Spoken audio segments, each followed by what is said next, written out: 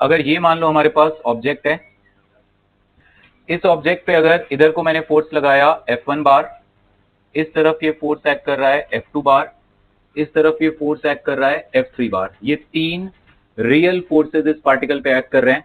Now ये एक person है A, इस पर्सन A का एक्सेलरेशन 0 है।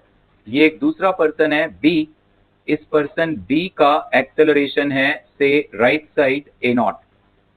ठीक है, ब्लॉक का एक्सेलरेशन अभी मुझे नहीं पता। इस पर्सन का एक्सेलरेशन 0 है, इस पर्सन का एक्सेलरेशन A0 है। ब्लॉक का एक्सेलरेशन मुझे अभी नहीं पता। नाउ अगर ये तीन इस पे रियल फोर्सेस लग रहे हैं, अगर हम with respect to A analysis करेंगे, क्योंकि A का खुद का एक्सेलरेशन 0 है, तो अब हमें इस ब्लॉक पे कोई शूडो फोर्स लगाने की जरूरत नहीं है।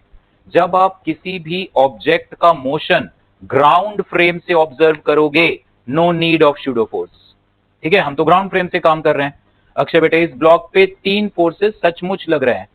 ये F1 बार, F2 बार, F3 बार रियल में इस पे एक्ट कर रहे हैं। सो अगर मैं विद रिस्पेक्ट टू A लिखूंगा, so I will write F1 bar plus F2 bar plus F3 bar, this is equal to M times A। ये A क्या होगा? इस ब्लॉक का एक्चुअल एक्सेलरेशन। तुम तो ग्राउंड फ्रेम से काम कर रहे हो, तो ग्राउंड फ्रेम से तुम्हें इसका जो एक्सेलरेशन दिखेगा वो तो ट्रू एक्सेलरेशन दिखेगा, मतलब अर्थ के रिस्पेक्ट में जो भी दिखना चाहिए। अब अगर इसी ऑब्जेक्ट को ये पर्सन B ऑब्जर्व कर रहा है, so with respect to B सबसे पहले हमें इस ब्लॉक पे शूडो फोर्स दिखाना पड़ेगा। अब क्योंकि B खुद एक्सेलरेटेड है राइट साइड, तो B के हिसाब से हम इस पे शूडो फोर्स लगाएंगे M A0 लेफ्ट साइड।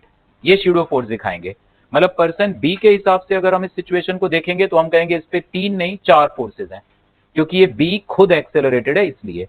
तो शूडो फोर्स का आप यूज हर उस बार करोगे जब आप मोशन को नॉन इनर्शियल फ्रेम से यानी एक्सेलरेटेड फ्रेम से ऑब्जर्व करोगे। एक्सेलरेटेड फ्रेम पे जाना कई बारी हमारी मजबूरी बन जाती है, क्योंकि ग्राउंड फ्रेम से हमें मोशन डिफिकल्ट दिख रहा होता है, नॉन इनर्शियल फ्रेम से हमें मोशन आसान दिख रहा होता है। इसलिए नॉन इनर्शियल फ्रेम पे जाना कई बारी हमारे लिए वो मजबूरी है, हमें उसमें जाना पड़ता है। ठीक है, now with respect to B हम क्या लिखेंगे? F1 bar plus F2 bar plus F3 bar minus MA0, ऐसे लिखेंगे minus MA0। F1 bar plus F2 bar plus F3 bar minus MA0, क्योंकि ये शूडो फोर्स का डायरेक्शन उल्टे डायरेक्शन में दिखाया है। This is equal to M times A relative. आपने शूडो फोर्स लगा दिया, इसके बावजूद तुम्हें जो अब ये एक्सेलरेशन मिलेगा वो रियल एक्सेलरेशन नहीं होगा, वो एक्सेलरेशन होगा as seen from that frame. कई बार बच्चों के दिमाग में मिथ आता है, सर शूडो फोर्स लगा तो दिया, अब तो हमें ट्रू वैल्यू मिलनी चाहिए उस एक्सेलरेशन की। ऐसा नहीं है, शूडो फोर्स लगा दिया, अब तुम न्यूटन के लॉज लगा सकते हो। शूडो फोर्स अप्लाई करने के बाद यू कैन अप्लाई न्यूटन के लॉज। ठीक है, उसके बावजूद तुम्हें जो एक्सेलरेशन मिलेगा वो ट्रू एक्सेलरेशन नहीं होगा, it will be the acceleration with respect to that frame. फिर तुम्हें रियल एक्सेलरेशन ढूंढना पड़ेगा रिलेटिव मोशन के कॉन्सेप्ट से। ठीक है, हाँ, शूडो फोर्स लगाने के बाद तुम्हें जो फोर्सेस की वैल्यू, मान लो F2 अननोन था, तो शूडो फोर्स लगा के तुमने जो F2 ढूंढा वो सही आएगा, F2 की वैल्यू सही मिलेगी। जैसे लास्ट क्लास में हमने देखा था कि अगर ये वेज था हमारे पास, ये वेज अगर इस तरफ को एक्सेलरेटेड था विद एन एक्सेलरेशन A0, इसके ऊपर ये ब्लॉक रखा हुआ था, दिस एंगल वाज थीटा, तो ये नीचे की ओर फोर्स कितना आ रहा था? mg sin थीटा, और इस डायरेक्शन में ये फोर्स कितना आ रहा था? mg cos थीटा, और ये आ रहा था नॉर्मल फोर्स n। ये तो थे इस पे रियल फोर्सेस, ये इस पे रियल फोर्सेस लग रहे थे, लेकिन हमने कहा चलो हम इसको with respect to wedge analyse करें, मतलब as seen by this person standing on the wedge itself. तो इसका एक्सेलरेशन किधर है? राइट। तो इस ब्लॉक पे हमें शूडो फोर्स किधर दिखाना पड़ेगा? लेफ्ट। ये ऐसे शूडो फोर्स दिखाया, तोड़ देता हूं इसको। शूडो फोर्स का कंपोनेंट इधर कितना आएगा? M A0 cos theta, G कहां से आ गया बेटे? Plus M A0 sin theta, ये आ गया। शूडो फोर्स को इसको हटा ही लिया, उसके कंपोनेंट्स ले लिए हमने, शूडो फोर्स MA0 को तोड़ दिया। तो अब अगर आप वेज के फ्रेम से देखोगे तो आप कहोगे इतने सारे फोर्सेस हैं। नाउ वेज से देखने पर ये इधर की ओर जाता दिख रहा है हमें with an acceleration AR, that is relative. Wedge frame से ये हमें इधर जाता दिख रहा है। ठीक है, तो वेज के फ्रेम से देखने पर हम कहेंगे इसका एक्सेलरेशन AR कितना आ रहा है? That is equal to g sine theta minus a naught cos theta. ये आएगा इसका acceleration as seen from the frame of reference of veg.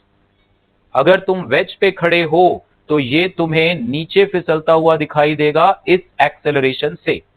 Okay, ये एक्सेलरेशन इस ब्लॉक का रियल एक्सेलरेशन नहीं है, it is the acceleration relative to the wedge. इसमें आपको वो हॉरिजॉन्टल पार्ट वेज का एक्सेलरेशन जोड़ना पड़ेगा, तुम्हें यूज करना पड़ेगा ये रिलेशन, acceleration of the block with respect to wedge, this is equal to acceleration of the block minus acceleration of the wedge. तुम्हें ये कॉन्सेप्ट यूज करना पड़ेगा, समझ में आ रही है बात? तब जाके तुम्हें रियल एक्सेलरेशन। और इस डायरेक्शन में एक्सेलरेशन है ना, इस डायरेक्शन में कोई एक्सेलरेशन नहीं है। वैसे नॉर्मल फोर्स की वैल्यू कितनी आई थी, mg cos थीटा, बट अब इस नॉर्मल फोर्स की वैल्यू कितनी आ रही है, देखो, this normal force is mg cos theta plus ma naught sine theta आ रहा है। ये सही है, नॉर्मल फोर्स वाकई बदल गया है। ये नहीं कहना सर ये तो आप वेज के फ्रेम से देख रहे हो, तो क्या ये नॉर्मल फोर्स की सही वैल्यू है? यस, आप वेज के फ्रेम में गए तो जो तुम्हें एक्सेलरेशन दिख रहा है वो रियल नहीं है, वो रिलेटिव टू वेज है। लेकिन तुमने किसी अननोन फोर्स की जो वैल्यू ढूंढी है वो सही है, वो उतनी ही वाकई में उतनी होगी। Is this okay? Normal force सचमुच बढ़ गया होगा। तो अगर वेज रेस्ट पे था, ब्लॉक जी साइन थीटा से फिसल रहा था। अगर ये ब्लॉक वेज एक्सेलरेटेड है तो ब्लॉक किस एक्सेलरेशन से नीचे फिसलेगा? दिस। ओके, नोट करो पहले इसको।